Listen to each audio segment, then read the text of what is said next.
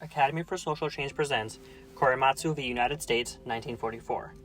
On December 7, 1941, the Japanese military attacked Pearl Harbor, prompting American involvement in World War II. To differentiate itself from the rest of the world, the United States claimed to be racially egalitarian. However, President Franklin Delano Roosevelt signed Executive Order 9066, allowing the military to exclude any or all persons from military-sensitive areas and to house them in internment camps. The United States military then required Japanese Americans to move into internment camps, especially those living on the west coast of the country, claiming to protect national security. 100,000 Japanese Americans were forced to move into these camps from 1942 to 1946. Fred Korematsu, a Japanese-American man living in San Leandro, California, did not want to leave his girlfriend and chose to ignore the order and was arrested. Meanwhile, German and Italian Americans were only sent to these camps after being assessed, and these communities were not subjected to widespread internment like the Japanese Americans. Korematsu and his lawyers at the American Civil Liberties Union appealed his conviction and argued that the order violated his Fifth Amendment rights to proper criminal procedure. The court was asked if the executive order was an abuse of power and obstruction of Japanese Americans' justice. In a 6-3 decision, the court ruled that the Executive Order 9066 was valid and within the rule of law. Justice Hugo Black wrote the majority opinion and argued that there was no racial prejudice in the order or its implementation. He argued that the order was strategically imperative given national security risks, noting the West Coast proximity to Japan.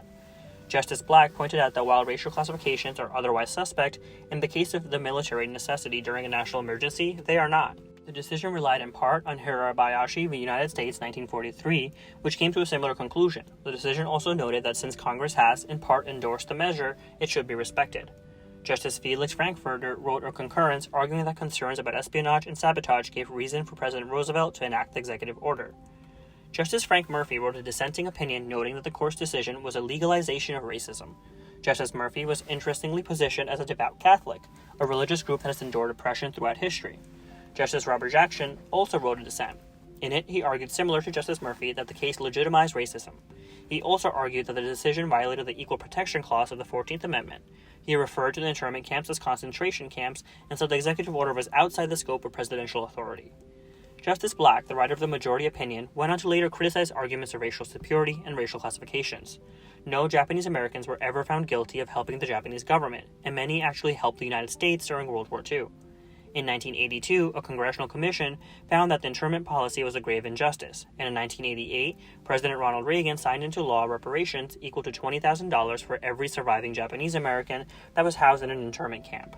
However, many have criticized the government for not doing enough for these Americans. Conservative Justice Antonin Scalia noted that Korematsu was one of the worst decisions the United States Supreme Court has ever made. Korematsu's conviction was vacated in 1984, though he suffered in the interim. He was awarded the Medal of Freedom in 1998 by President Bill Clinton. While the decision has never been unequivocally overturned, Chief Justice John Roberts wrote in 2018 that the decision was a mistake.